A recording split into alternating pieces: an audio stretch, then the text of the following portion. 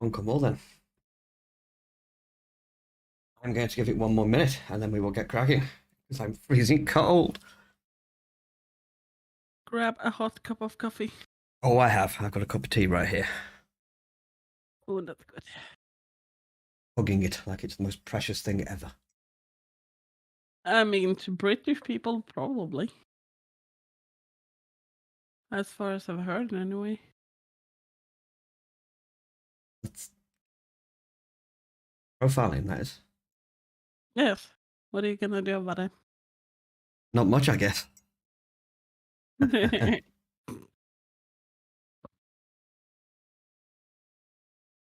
Hi, DJ. How you doing? I'm good, thank you. Numbingly cold there too. How cold is it here? It is -7. You win. -3 here, I think. Definitely win with -7 there. I salute you. We get quite cold winters here sometimes. So I hear.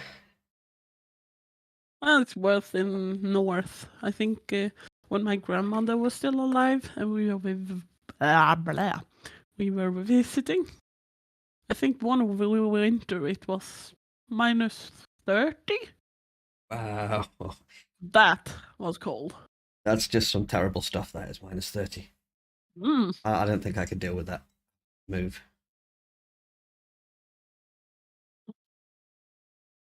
I think it was Chris the other day was talking about in Norway they're getting like -40s in places. But when it is that cold, you don't really feel the cold because the air is so fresh. When it's that cold, you don't feel anything. Everything goes numb, I guess. Shall we crack on then? Shall we get going? Are we all ready? I think so. Okay. Welcome to Roundtable 83 then, where we will catch up with the WNG team and find out what we've got planned for the coming weeks, which, as it's Christmas, probably isn't going to be much apart from drinking alcohol and eating lots of food.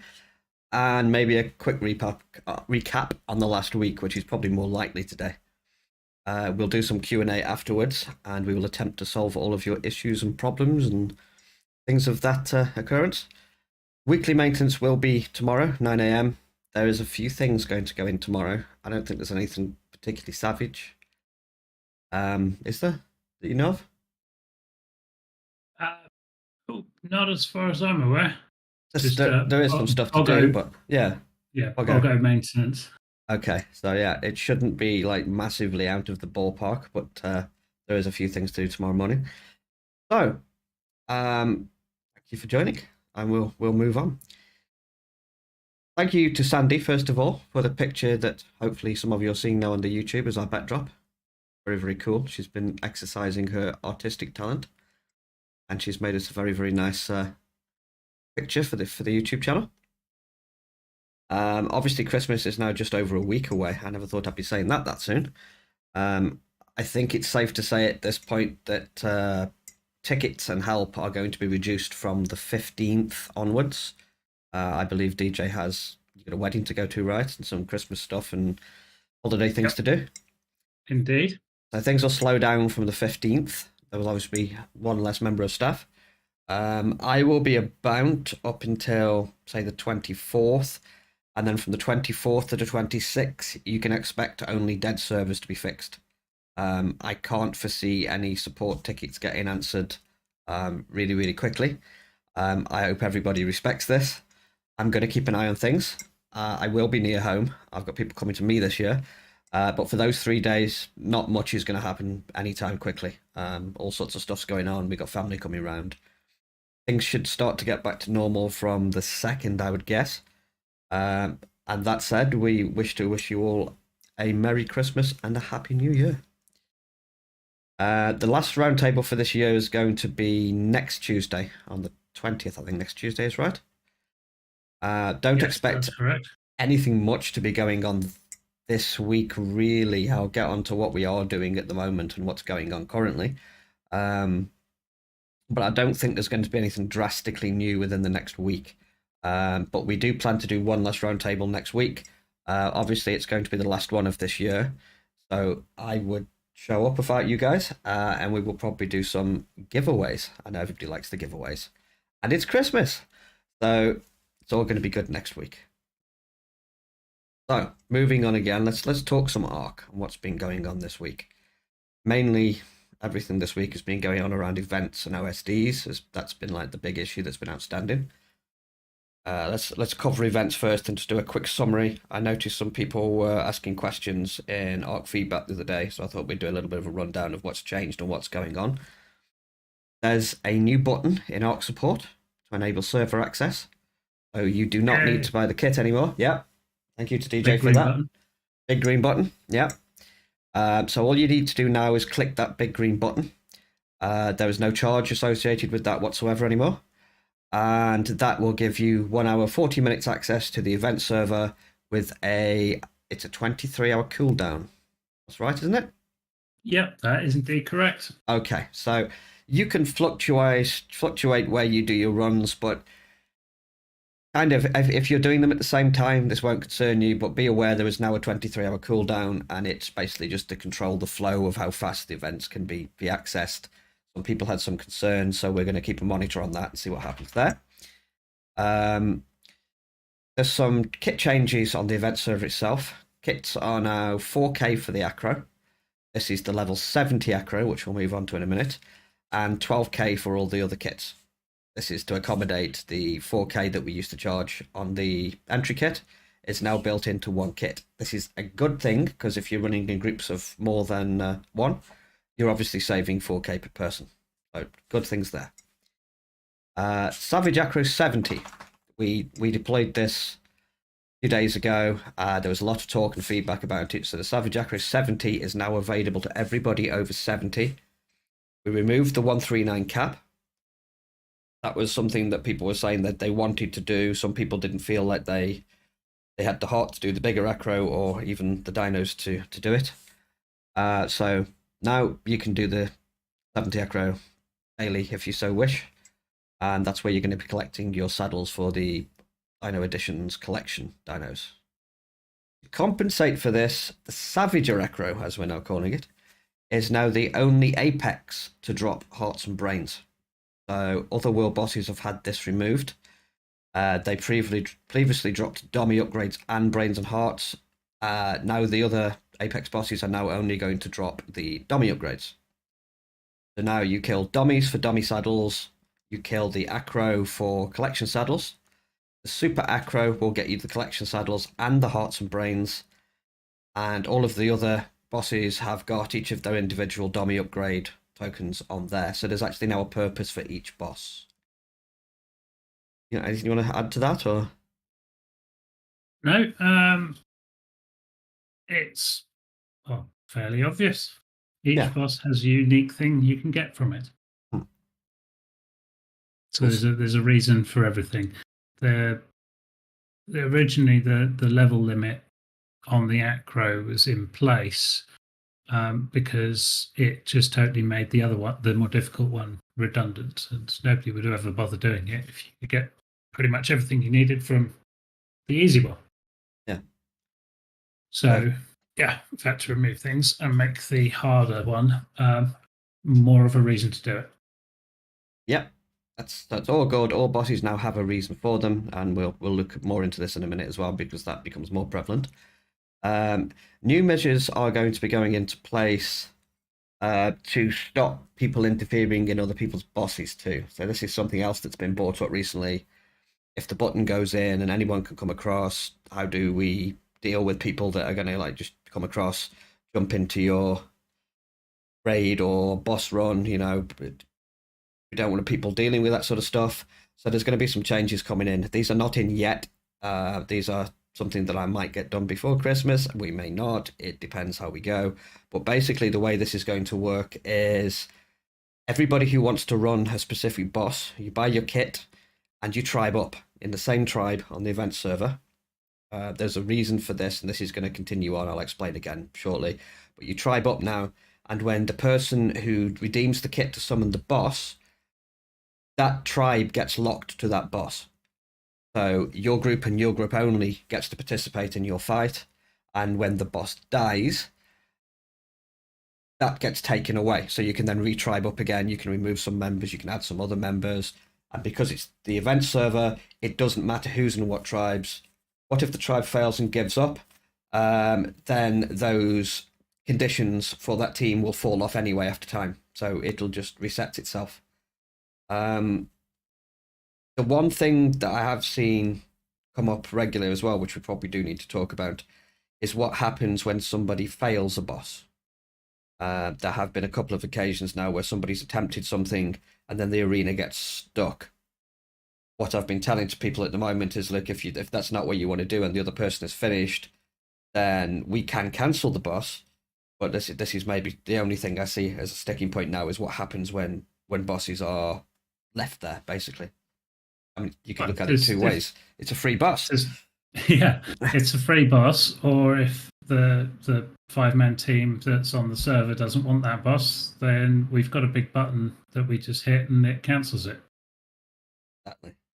So, yeah, I did notice. Yes, you did take on one of the bosses that was left there. So yeah, they did view that as free loot. But that's probably, I think, the only issue we've got going forwards now. Once these new conditions go in, I think things are running pretty nicely on that server. Moving on and tying things up then, as I was mentioning things earlier, we nearly have our first raidable base ready as well. It's built now. Oh yes, it's built now, and I can inform you that this one is entitled the WNG Laboratory. It's a huge building containing all of WNG's nefarious new creations. You have to breach it, find key locations, destroy them. There's going to be traps. There's going to be fights. There'll be mysterious wards for those that dare to tread in the corridors of the laboratory. I would like to thank Scorp for the build. It's absolutely spectacular. I think he's done a really cool job on it. I know DJ's seen it. It's looking cool now, isn't it? it is indeed. I really do like it. Future raidable bases will be created by the admin team initially, and if we have volunteers and really good builders, all this sort of stuff, it does take a long time. It takes planning. So in the future, we can... not yet, Gerpa. Not yet. We don't want to give people too much of a look yet until we're finished. We might be able to get some strategic screenshots that wouldn't show you that much, but we don't want to put too much out there until it's ready. It is pretty cool. I think it's going to take some time to get through. Speaking of nefarious creations then, is it too early to tell us a little bit about our newest concoction? Or is it way too early for that yet? No, it's not too early actually. And funnily enough, I was just firing up the nefarious concoction to. This is going to tie in really nice. So while you do that and open a stream for me, so we can get this sorted out, hopefully. I will explain a bit further. As we were saying earlier, we were tailoring dummy upgrades and the really cool stuff to the Apex bosses. So the raidable bases will also go down the same route. So these will be the places to go and get some really cool items that nobody's really seen yet, and nobody's aware that they exist. Yes, food mutations is on the horizon. Somebody's asked for weight mutations. There's lots and lots of cool stuff. However, we had this really cool idea the other day, and as soon as DJ told me about it, it was just like, well, this is the coolest thing we've ever seen in our lives. So hopefully, when he gets his stream up, we will be able to show you. You may have to talk for a little bit longer because I have the to dev load kit, Primal Game Data. Okay, so the dev kit's taking a little bit longer to load, but yes, basically we were talking about new things. We know that weight mutations have been heavily requested. Identical mutations, I don't think that's going to be doable. But yeah, weight mutations were definitely requested. And then we were talking about what else can we do? What can we put into these raidable bases that would make them unique? Oh, hang on a minute.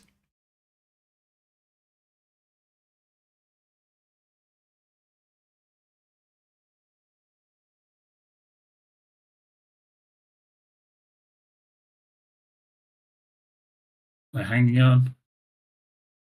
I am holding on to my table. I don't think anybody wanted to hear that. Fred has spotted the nefarious neighbour. Kill him, Fred. Kill him. I don't kind of want to spoil the surprise for when DJ gets this loaded in, but this is cool. You had a very, without saying anything, Sandy, yet, because you'll spoil the surprise. You had a very sneaky peeky at this the other day, remember? If it's what I saw, yes. It is what you saw. So, without spoilers, can you give me 3 words that would describe what's coming? No spoilers. Hilarious, cute, and probably very game breaking. Oh, Maybe. No. Oh, I can go into the details on that in a minute. Definitely not game breaking. The link for YouTube, Theo, I'm actually holding an event right now in this channel. If you click it, there's a watch together. It will take you straight there.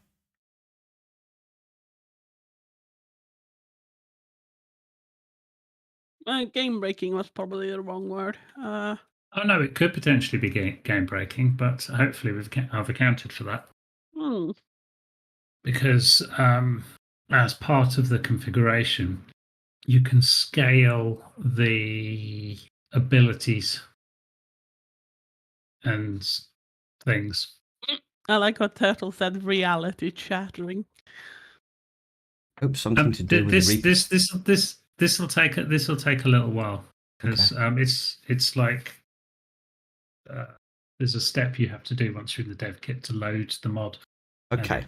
What we'll do then is we'll continue on, and then we'll show you what we have very, very shortly. So, moving on from events, apart from locking specific raid groups into specific bubbles, I think we don't have anything major left to do there other than kind of expand on it a little bit and make it cooler.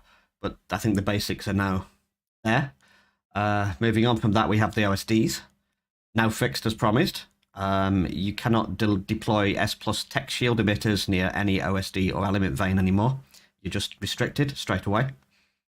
However, vanilla can be deployed by converting S+ vanillas using the conversion table. The vanilla shields require you to put element directly in them. The dinosaurs are correctly targeting the shields and taking them down, and they can be used to give yourselves a bit of a stress break to change dinosaurs and stuff like that. Leashes, as far as I'm aware, are working completely as they should. Unless anybody has anything else to comment on the OSDs, I think we can call that one fixed now. Yes, they have 250,000 hit points, the vanilla shields. A lot of hit points. But don't get overconfident with them. No, definitely not. Because when we tested them, they're useful, but they are vulnerable.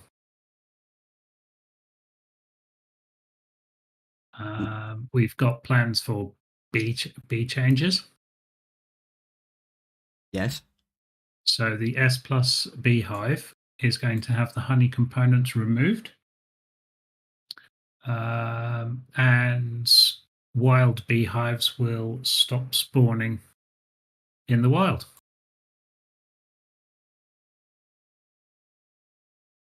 And that will be on all maps. That won't include the static beehives that you get on places like Crystal Isles and a few other locations.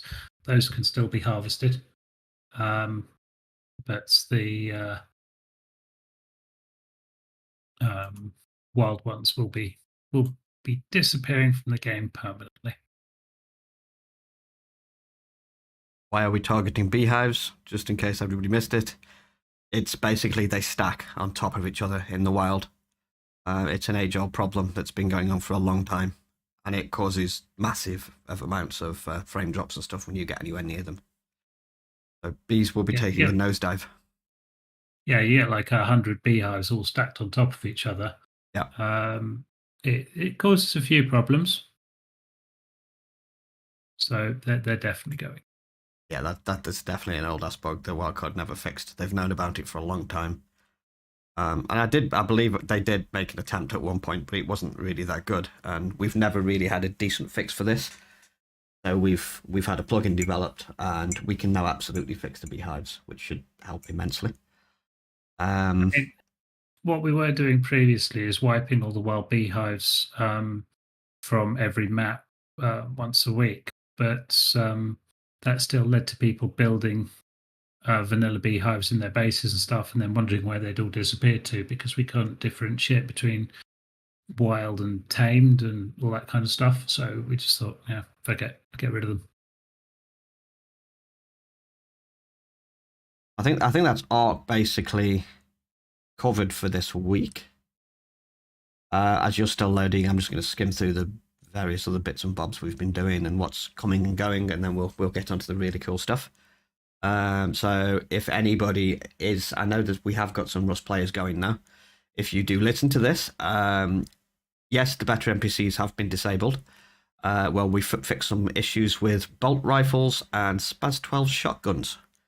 They will be coming back. They'll be coming back soon. I just need to wade through a various mountain of code to make sure that NPCs don't have broken and overpowered weaponry. Heavy deployment of Rust and development will continue in the new year. Conan.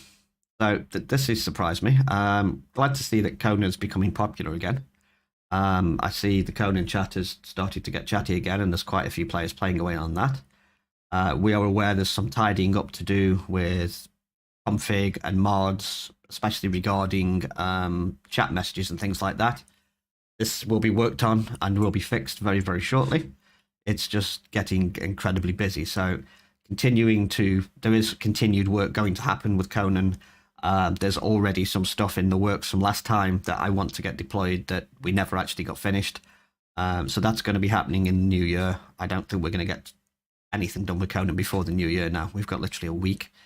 So before we get into the cool stuff, does anybody have any burning questions or anything that you've discovered we need to know about really urgently? What do we have? I posted something in the chat about the screenshot.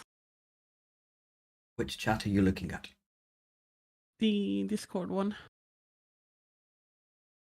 We're all on Discord, Sandy. I see it. Scott posted in the chat for this channel a teaser for the new building. Yeah, the comment above that. That's a suggestion. It suggested to me that we renamed the S plus Nanny to the S plus Nani, since he's basically our babysitter. That's true, and I would be up for that. I would, however, require my big manly head stuck on top of her. Female. Fenrir breeding. Would be a female.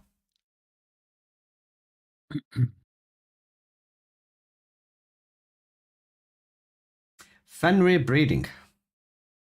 Yeah, I'm sure we've covered this one off before, and it's not a matter of, I don't think, making it breedable that's the problem. It's making it breedable without enabling everything else for breeding, and then having to create a big ass blacklist of stuff we don't want to breed, I think, was the problem.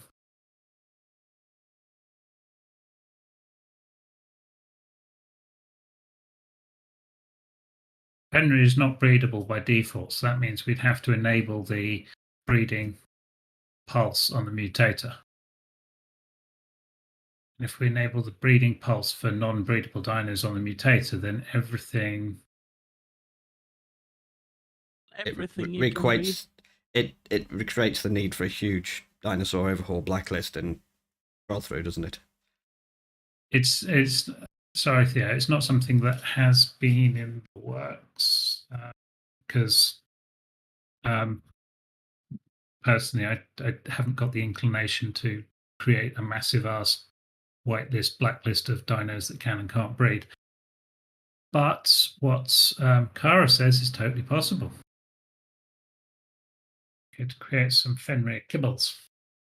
That sounds cool. Instead of having to write code after code after code after code. Well, hang on a minute, though. So we're talking about specific +5 Fenrir meals. Because you can already do the zombie hearts and brains, right? Do the Fenrirs. Yes, you could. Yeah, that works too. They work on everything. Mm-hmm. But we could do some specific +5s and attach them to some very specific raidable bases. That is Oh, totally. probably scope a nervous breakdown. I'm pretty sure Yeah, Tula bailed on me earlier on and just walked out and went to sleep. We'd need like a hunting lodge or something where you go out and you have to hunt down all the wolves, and from the wolves you get the upgrades for Fenrir. Yeah. Oh, that'd be cool. Super Reapers. Why are people so fascinated with Reapers? Horrible things. Oh, the Bloodstalkers. Yeah, best I know in Ark. They're very strange to ride, though.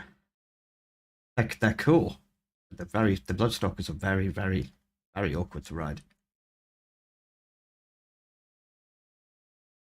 We have plans for this. Many acros will have to die for the Reaper to get strong. Oh dear. Right. Oh, there we go. Just summoning in a couple of raptors. There we go. Give you a saddle. You a saddle.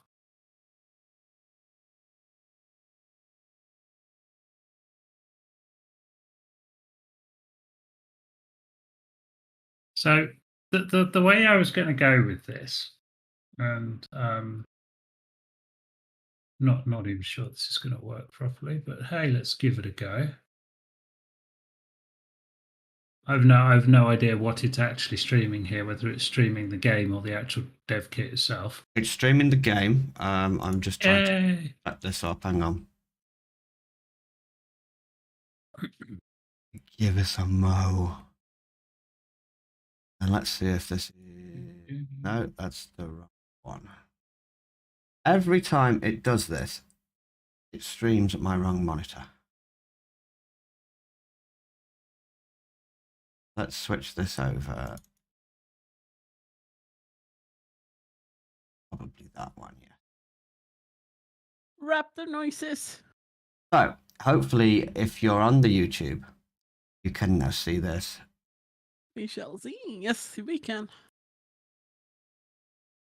Yes, we can. And what we have here is Og Standard Mr. Raptor. Yay! Can it pounce? No, it can't pounce. No. But I could. Whoa, that's like an infinity mirror there. There we go. So yeah, bog standard raptors here. And what I was thinking was, for the unique rewards for the raidable bases that you get, you're going to have like some sort of technology type thing going on. So you're going to find, like in the science labs, for example, samples of experiments. So this particular one here is a fun one.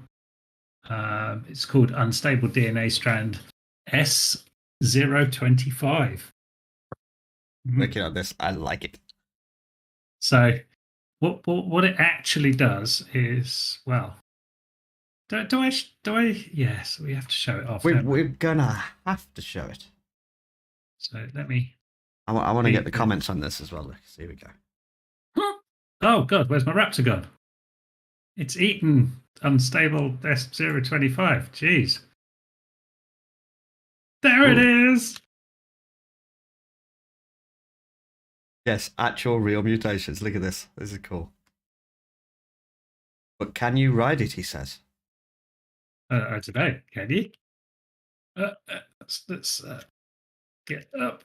Oh, hang on. There's a ride button. Oh, yeah.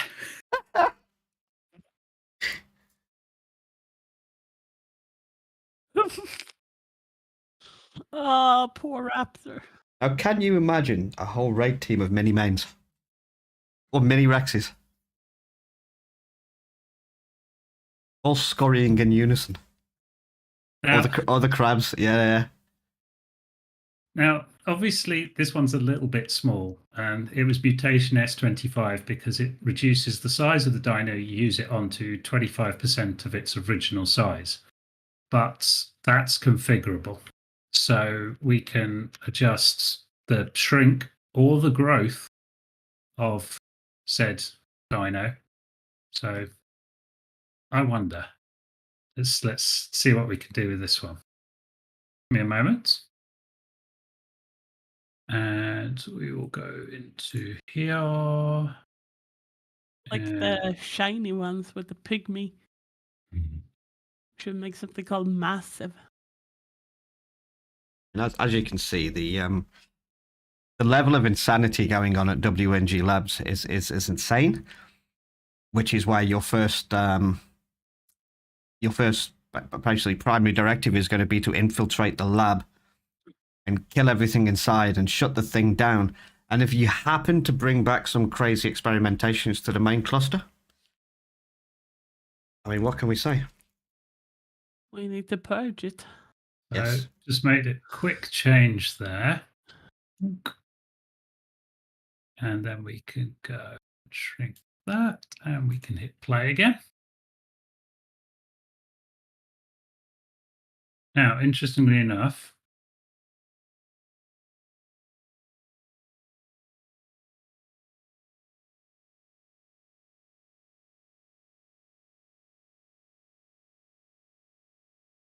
oops, I just leveled.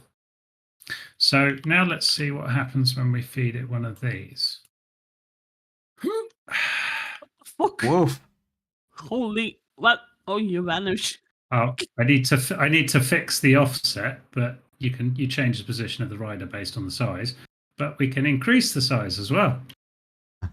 I like that. So can you put them on so we can sit on the saddle? Yes. Cool. I just made a quick edit there so I could increase the size rather than decrease the size. But yeah, scaling works really well actually. I like that.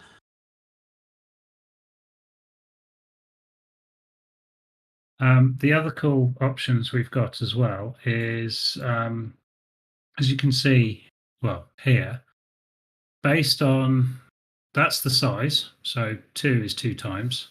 So 0.5 would be half the size. Then we can also now change the speed of the dino, the range of its attack, the damage it does, how quickly it attacks, and increase or decrease its drag weight.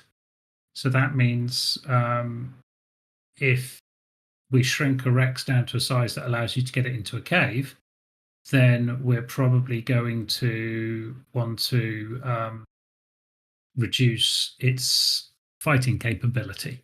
So it's still more powerful than the smaller dinos, but not too powerful that it would completely ruin the cave. Oh, imagine a Rex in a cave. Oh, I'm just watching the stream now. It's not showing my second window. No, it's showing dev kit at the moment.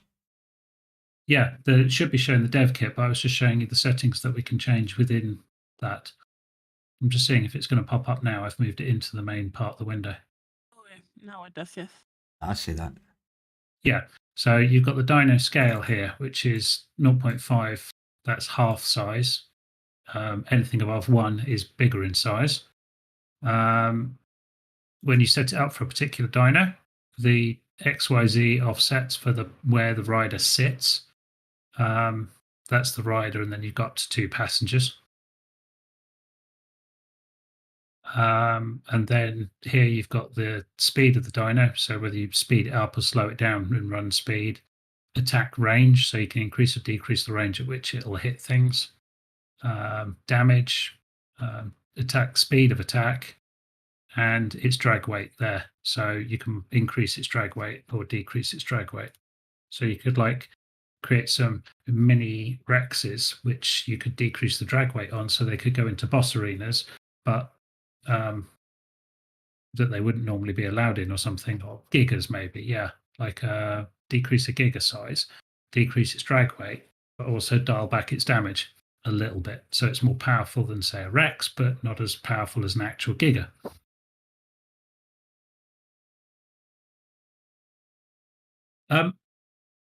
You can't stack these buffs on top of each other. So once you've applied a shrink or an increase, you can't then put another one on top of that. Are they permanent? I can make them permanent, but I'm undecided as to whether or not they're timed buffs for your dino, or whether or not they're permanent buffs. We'll have to do like a whitelist, I think, the same way that we do with the Domination Rex upgrades, simply because not all dinos will play nice with the changes. Yeah. So, like, for example, it won't work on a Strider. I've already tried. That I can imagine going very odd. Yeah, so it's kind of, it's a bit complicated. But just as a thing, for those of you that don't realise, when you all ask for things to be changed in a game like this, there is a massive level of complexity to it. I'll show you briefly. So this is a buff, and all of this crap here has to be configured for the buff to work.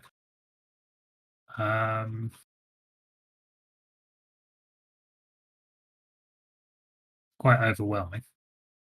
You've never looked at it before, but that's just the buff, and you have to apply the buff by eating a food or something like that. So then you've got to create the food to go with it. But also, what sits alongside this is the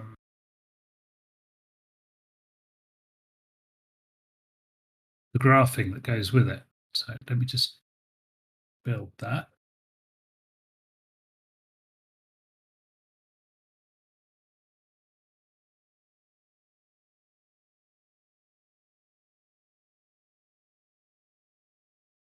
I should have opened this file beforehand.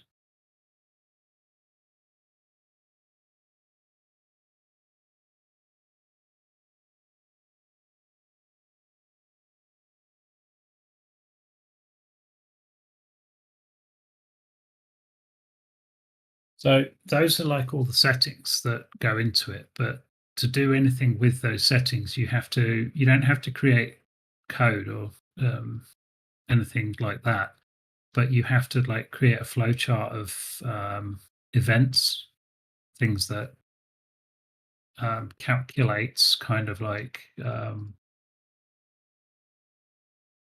how everything works. It's like code for newbies. Actually, it's not code for newbies. It's just a visual representation of a lot of C+ functions. Yeah, it's like Visual Basic, Visual C. But the whole game's built on C++. And they don't actually give us access to the code of the game. What they do is they let us run functions that then execute the code. Yeah. And we can hook all of those functions and like things together in a big long graph. And the graph then generates the output. Oh, this is taking too long. Meanwhile, while this is loading, do we have anything else to add? I don't think we do this week. Oh, I also created, you probably briefly saw, oh, here we go, the graph is loaded. So this little piece of graph here is what gives Domination Rexes their +5 levels. So it kind of starts there, goes across to there, goes across to there, sort of over here, it goes over here, and kind of goes up here a little bit, goes all the way over here, goes all the way over here, and over here, and finishes up there. That little bit there is putting the notification on your screen to say that the mutation has been applied. That one section there removes the item from your inventory if it's successful. this bit here puts together the text to say mutation applied, level, blah, blah, blah. This bit here kind of works out what all the levels are going to be and adds them. This chunk here updates the stats on your screen so you actually see the changes. This chunk here checks if the actual mutation can be applied to the dyno. It's of sufficient level and will generally work. If it doesn't, it sends unstable. All of this crap over here is checking the dyno is actually allowed to have a mutation applied to it. So it uses a whitelist. And then all of this crap here is just setting it all up, getting the information about the dyno and getting ready to send data to it. Oh, and this little bit here is what puts the notification on your screen. So when I actually said, there's another bit of code down there. When I actually said this draws the text on your screen, it actually doesn't. It goes off and it goes over here and it runs this, which draws the text on your screen.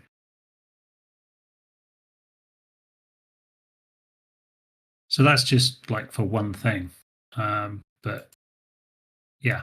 Anyways, sorry, back to what I was talking about. You may have noticed in my inventory when I was messing around, this thing.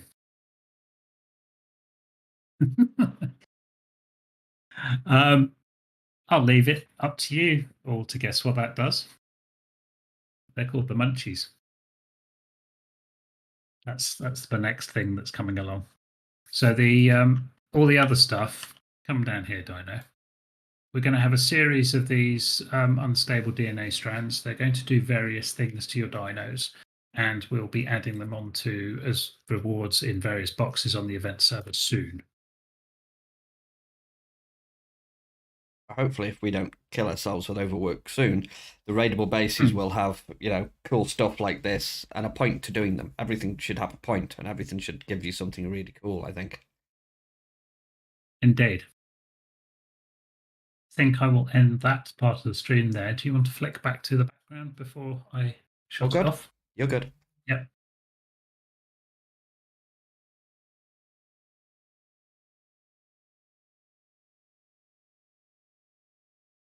Yeah, you can't increase the imprint past 100. Well, you could, but problems. It'd be easier, to be honest, it'd be easier just to give you extra levels.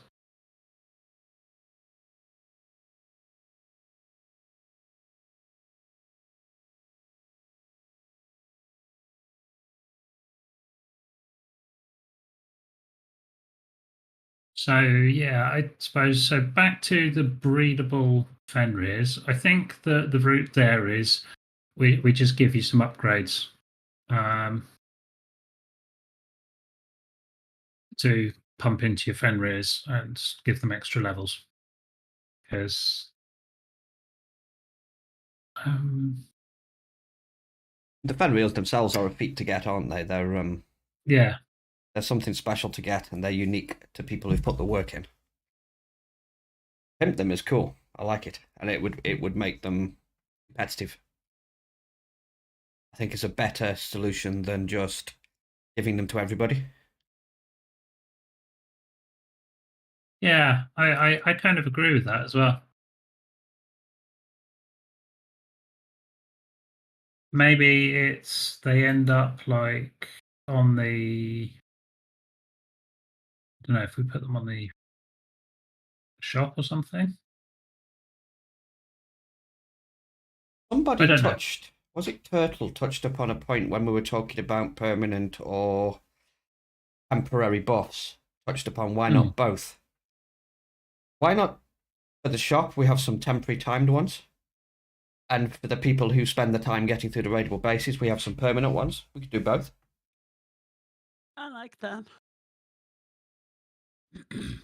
Thoughts? Yeah, that's a good idea. Yes, it does. It gives a taste. I like that. Yeah. If you decide you really, really like them, then you have to work your way through the raidable bases. I mean, what DJ's just shown you, and some people have said very complicated. Designing the fights and designing the raidable bases and trying to figure out what you guys are going to do to them ahead of time and keeping them competitive yet not unfair is also a massive job in its own right. Yeah, The raidable it's a whole. base, the first raidable base has taken us so far a good 2 weeks just to get the build right. And then it's probably going to take us another week to get it all decorated up properly, put the fights in place.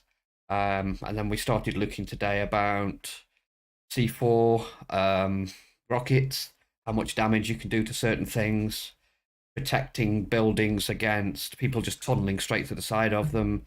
It's a massive, huge, great big effort.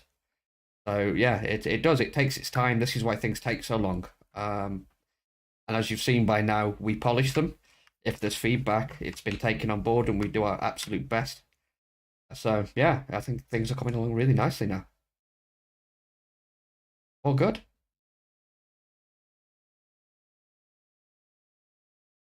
Yeah, yeah. 7 Days to Die was fun as well because that was all XML. But the different games do things different ways. 7 Days was all text-based XML. That was actual code. You've got the dev kit for Arc. You've got the dev kit for Rust. One of the things I want to look in with Rust as well as the world builder and actually making our own map. Got a couple of people involved as well with dev kits and stuff who want to make custom buildings for us, custom events. It's gonna be cool. Really cool stuff coming, but it just all takes so much time. And it's like it's splitting the time equally between different projects as well to make sure it doesn't get unbalanced. But yeah, it's just an insight into what's going on. Soon, really excited for the first raidable base. It's going to be so cool. Yeah, I think so. Scott's put a lot of effort into that, and he's spent a lot of time listening and working with us and trying to create a balanced but fun experience for people. Yeah. I think it's going to be really good. You don't realize how difficult game level design is until you try and do it yourself. Yeah. And then you realize you look at it as though you're a player from a player's point of view, and you think, oh, actually, shit, I could get around this by doing this. I could wreck this by doing that. I could make this really easy by doing this. And then you put your design hat back on and you go, right, okay, how do we make this encounter fun, but also make it in a way that people play it as we intended it to be experienced, not by finding ways to cheese through things. So yeah, it takes a while. It really does. Expanding on that, those of you who have been getting stuck on the event server, that is all now sorted out. I managed to get that fixed yesterday. So apologies to those who ended up trapped in foundations or catapulted into places they shouldn't have been, but that's all sorted out now. In time, when we've finished with the portals, because the event server is going to change a little bit. So plans for the event server kind of go as follows. You've all seen the spawn area now, or those who've been to the server have seen the spawn area, where Tula has very kindly decorated us a couple of portals. One of those portals currently takes you to the boss arena. The other portal is going to take you to a separate portal area. So eventually those two are going to be split, so that the boss portal takes you to another area. The raidable bases area is separate, and within those two areas you will have portals to all the bosses. The plan is to move the bosses to more fitting locations as well around the map, to give them some context. So the lava golem will be returned to his lava origins. The crab has been seriously missing his water, so we're going to eventually move them all around. There'll be set locations on that map where the raidable bases will be, so they'll all be different locations and themed differently. And the great part about this is that all the bases and stuff despawn when they're not being used, so the map is still kept fairly blank. But yeah, thanks to Tula for all the hard work she's done on the portals as well. I think she's done a massively great job. I don't know if anybody's seen that main portal yet, but I think it looks absolutely sick. Any comments on the portal? Anybody? Just put the dossier for the main entrance area to our event server into Discord chat. Yep.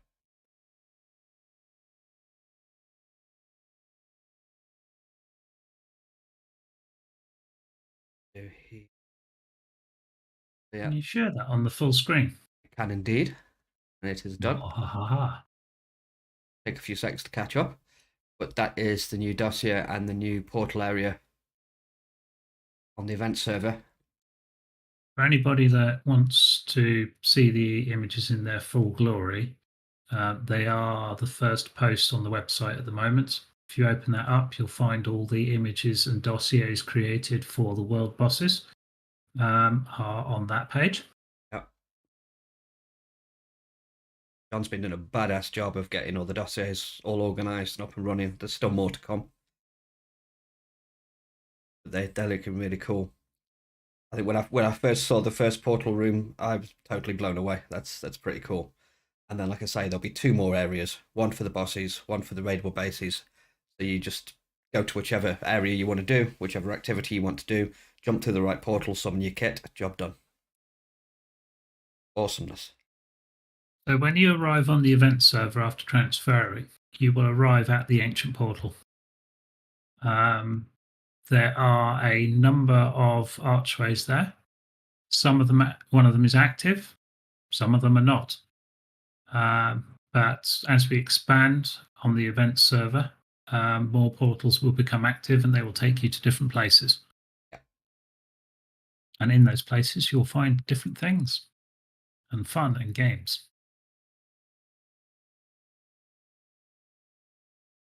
So it's basically, we've managed to slice up a big map and portal you around it to different kind of events. Funnily, that's being the event server.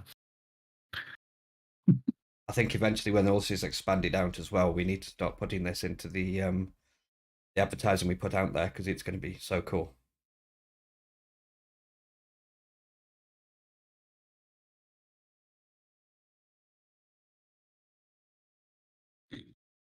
Not necessarily going to be just an endgame thing as well, John.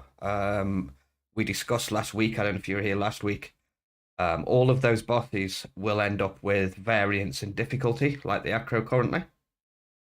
So the bosses that are on that map, we intend eventually to split them into like 3 different variations, like Alpha, Beta, Gamma.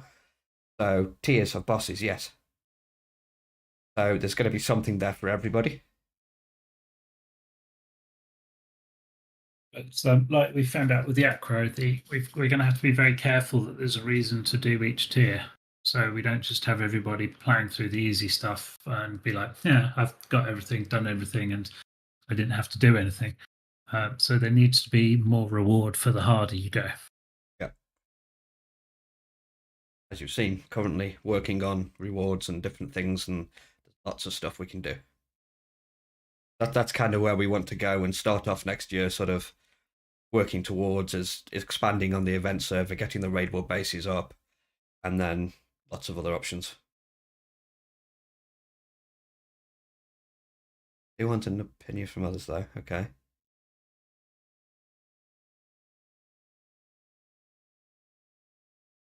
I want an opinion from others, but sometimes I don't. So I know, Tom, next year already. Then we got just over a week till Christmas now. It's crazy. The only difference in loot between Acro and Salvage Acro is the 2 hearts and brains per player. Yes.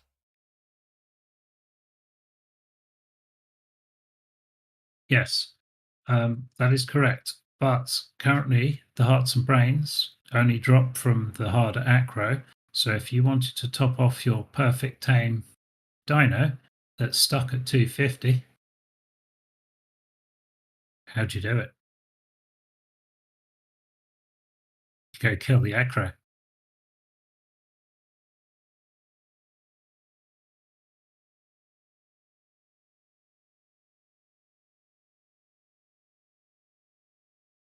I mean, the level 70 Acro will give you access to those saddles you want nice and easy, but it will not give you access to the hearts and brains.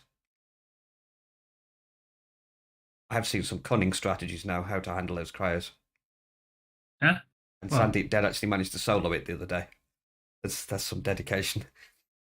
I can think of many ways to do it, but it's just like, come on, everybody, use your imagination. Don't think the bosses in WoW go down on the first day they're there. Well, sometimes they do, but typically they don't. Remember the number of times we had to wipe and try different strategies until we found the right one. Yes, we do have the dummies back for the dummy saddles.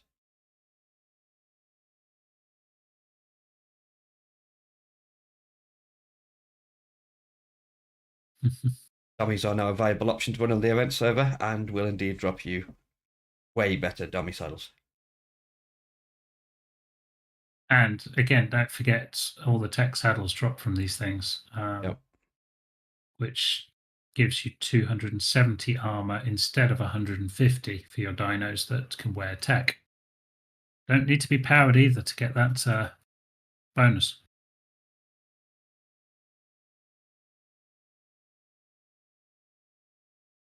If you don't have the engram for a tech saddle, all it means is you can't use the tech weaponry.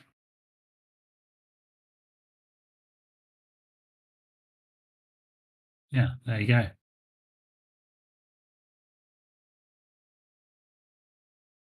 So if you wanted the perfect killing machine, you would have to do the world bosses because you'd need the top end tech saddles from them. You would need the domination Rex upgrades, and then you would need some hearts and brains to finish up your journey to 254 from 250, because a +5 won't apply to 250 unless you specifically saved like 4 levels from its own levels on XP leveling to fill those last few. Yep. We have quite a lot of people in channel. Does anybody else have any input to Kara's question, which is in the chat for this channel?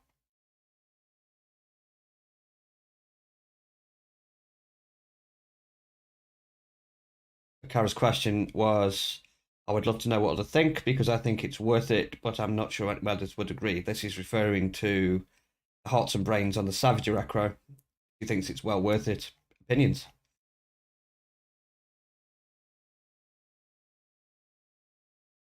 I mean, once the method gets out, once the tactics are discovered and published, it'll become like any other boss. Mm. And I notice in a lot of games, and Ark included, players tend to. I'll say this. I will say this. Controversial, but players would rather be lazy when it comes to tactics and overgear than kill something using tactics and be the correct gear level. That makes sense? At least that's my opinion anyway. Kind of bragging rights, really, I suppose. Yeah, it's like going into a level 50 boss being level 100 or doing the level 50 boss when you're level 50. Most people will get to level 100, be twice as badass, and then just go and roll the boss. If that's an option.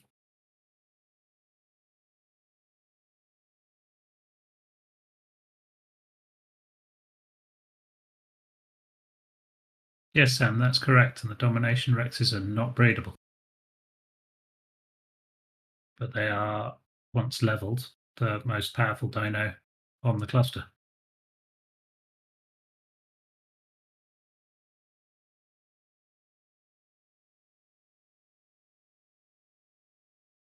I don't think that is actually possible, Merlaxes. Possible Indom. Yeah, we'll add more of the upgrades as time goes by. It's just time and how quickly I can copy and paste things and create more. What Merlaxes is asking Consumables. there is a kit for an extra 20 more dinos allowed out on the map for people to breed.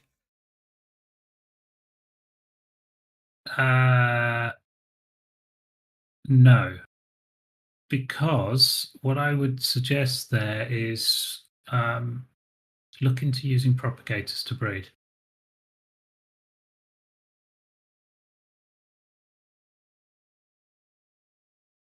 Once you get your breeding lines going,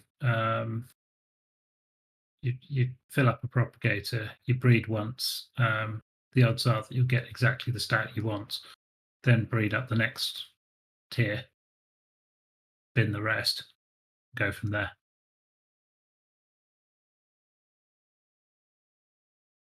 But no, we can't dynamically change dino limits.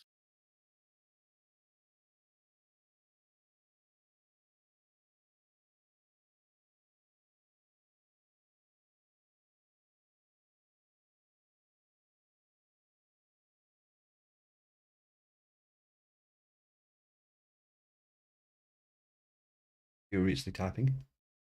Yeah.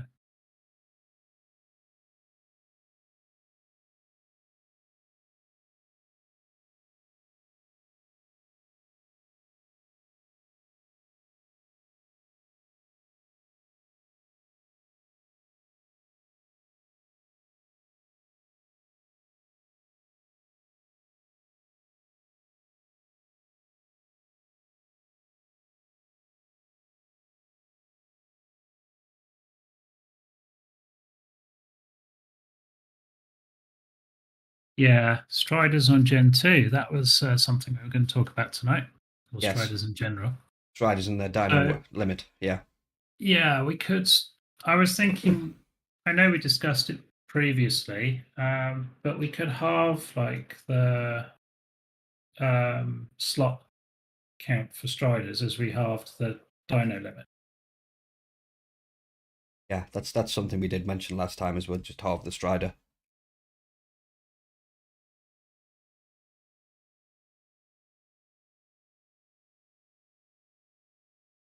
Obviously, you had a large gun with you. Hey, you can put a turret on a Strider. A lot of people don't use turrets for defense. I don't understand it.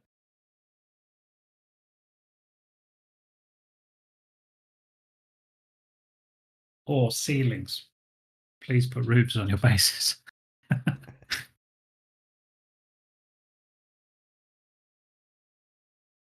Standard answer, use a shotgun. Shotguns are awesome. Shotguns are OP. They are. I don't carry anything else other than a shotgun. You can deal with most things with a shotgun. I find a shotgun is more useful than a minigun. There is something wrong with that statement. Yeah. With a minigun, I should be able to just mow shit down left, right, and center. So, if there's a mod, like enhanced ammunition for miniguns. Explosive ammunition. Yeah, explosive tip rounds. Incendiary rounds. That'd be so cool. I just make the minigun fire tech bolts from a tech cannon. So imagine a tech turret firing at a minigun rate of fire with the same damage and AoE, knockback, and explosion. That is true. The Void Worm does stun lock. Arrow is right there. Shotguns in games are either dumb or just non-existent. Darktide is exactly the same that I'm currently playing. You have a really cool shotgun, but you can also snipe things with it really well.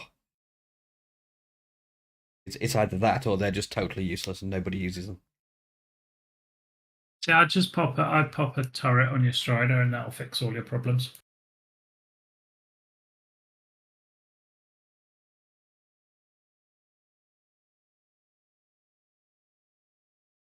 Oh, you can get a Strider with a shield. Does that work? Or a Strider with a gun? Pretty sure a Strider has a gun. And the problem is finding the right combination of Strider, isn't it? Hmm.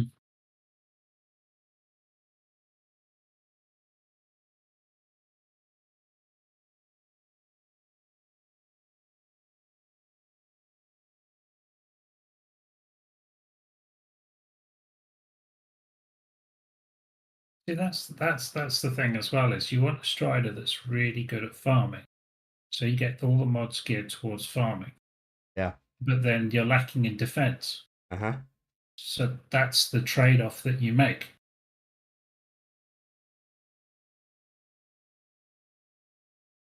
What I was going to ask the next question then is who doesn't have a Strider at the moment because they're so hard to get. I asked this for a reason. There's a thing there that, like Gurpy says, the Daddy upload is slow. To have a shield strider, you need those bags. Well, you don't. You do if you want to farm efficiently, but at the same time, you could get killed. So it's your choice. Do you want to risk farming more efficiently, or do you want to farm slower and be safe? That's the choice the player has to make. That's why those different options are there. You can't have everything. Yeah, totally. Bodyguard before you get on your strider. That's fine. What I'm trying to get across is there are choices in games and pros and cons to doing things different ways. So if somebody says, like, oh, my shadow main can't farm element. Well, yeah, duh. Pick something that can, but then you won't have something that's also a killing machine.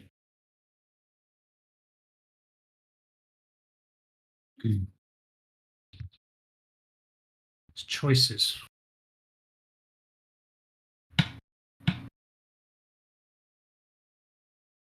So I suppose the statement is, do you change the game or do you change your choice? So it's a kind of interesting way of looking at it.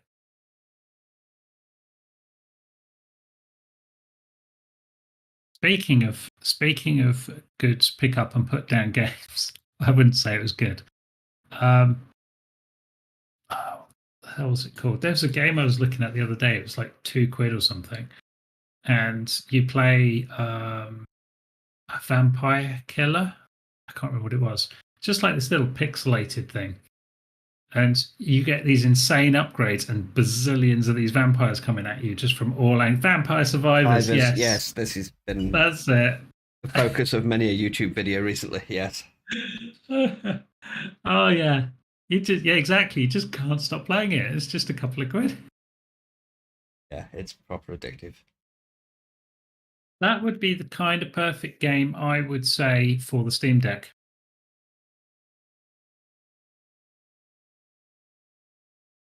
It reminds me of like those old school shooters, like R-Type and stuff, where you your weapons get different configurations, and it's just an endless kill. Project it's kind X or whatever it was. Yeah, totally. That Vampire Survivors kind of like a cross between old school shooters and Centipede, basically. Xenon 2 Mega Blast. Yeah, oh, that was so good. You could get like the Mega Blast upgrade where half your screen was the spaceship and it had guns from top to bottom and nothing could touch you. But that was very satisfying. That was a classic game, that was. Kind of sad because it doesn't look like much nowadays, but that was the pinnacle of gaming back then. Mega Blast was amazing. Turrican was pretty good. Is that Dino Hunter one? That was Turok. Yeah, that was Turok, Dino Hunter. No, I'm talking Turrican. Side-scrolling shooter where you get like massive guns and you just jump on the screen and shoot things. Probably seen it. I remember like 1942 and that sort of stuff. Back in the arcades back then, that was good. All the aeroplane side-scrolling shooters were always good.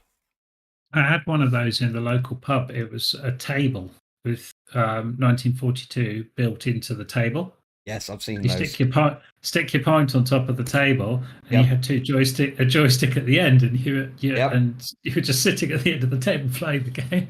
Yes, they've got a pub literally about 2-3 miles away from me with the same thing. They're all glass top tables, and there's like 2 screens on every table with a little controller or something. You can sit there playing classic games. It's really cool.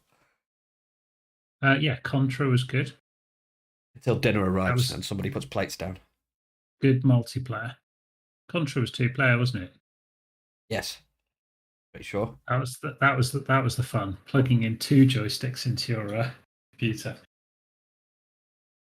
And both playing on the same screen. Quick Shot 2s. I had 2 of those. The yellow buttons. So cool. Anyway. What have we hit? We've hit the hour and 15 mark. I I think think that's good for tonight. we've pretty much burned ourselves out now. So with that said, we've been the Wicked Ninjas, and you have all been awesome. Merry Christmas. We will see you next week. Please tune in for next week, 'cause we'll be doing some giveaways. It's going to be fun. Merry Christmas.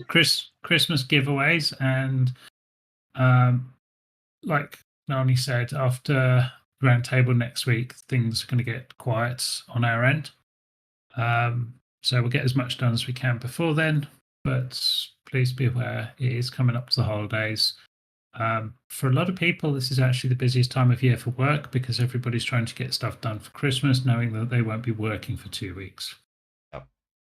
Especially in retail. How is the dark side so far? Dark Tide is amazing.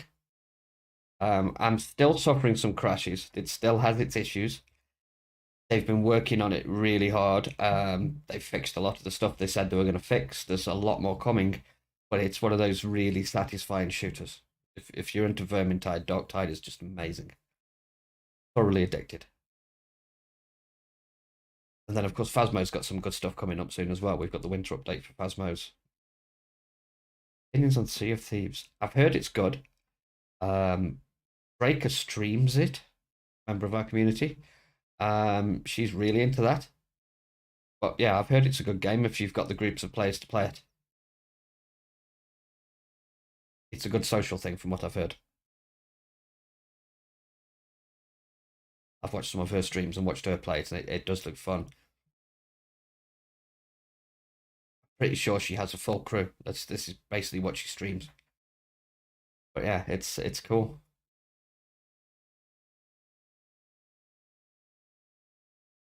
Christmas event for Art Beans tomorrow. Okay. We'll expect some downtime tomorrow when they drop the Christmas patch. Hang on. We're missing something really big here. The announcement from Wildcard this week. The Ascension. Yes, not just the Ascension though. I believe. Let me check the news. I read it. I read over it, and then I forgot everything it said. So let me have a quick look.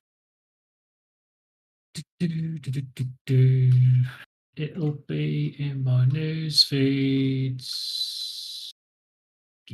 Kind of skimmed it. This week's been absolutely manic.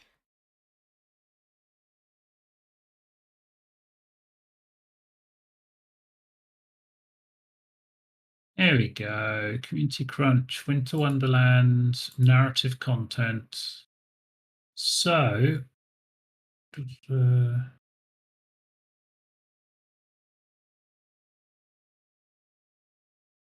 not interested in that. Not interested in that. Yes, the Winter Wonderland patch on December the 14th will introduce brand new narrative content featuring actors Maddie Madden, Wheel of Time, David Tennant, Doctor Who, reprising their respective roles as Helena Walker and Sir Edmund Rockwell.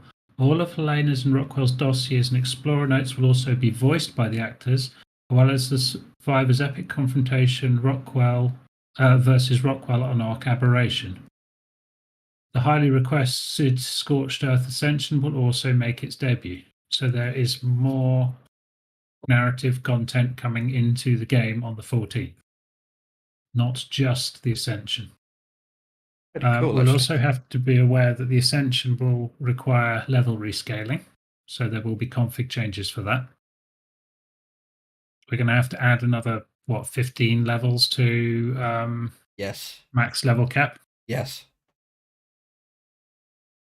So prepare for some reboots after the patch drops and some config changes and other random stuff. Yeah. Let's not leave people without levels to progress to over Christmas.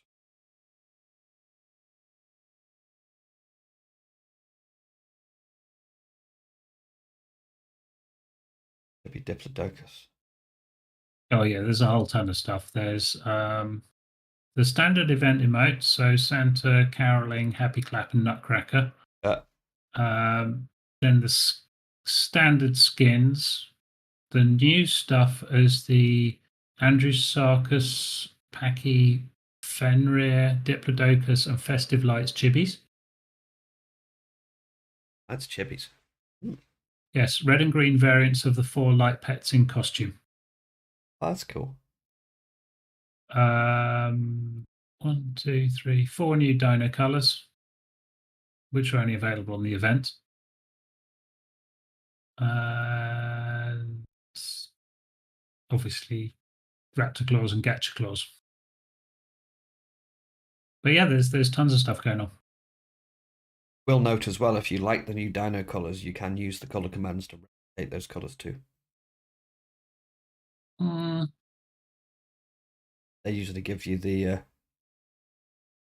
Oh, yes. If you see the color, Yes. you will be able to get its number and replicate it. Yes. But there's no paints or dyes that'll be those colors. No. But if you've got a spyglass and you see one out in the wild and you think, well, that's cool, you can actually look through, get the colour from the spyglass, and repaint your own dinos with that colour.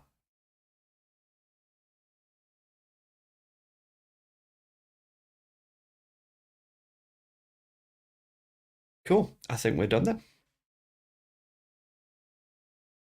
I believe so. In that case, we will see you next week. And it's prize night next week. Yay. Nighty night.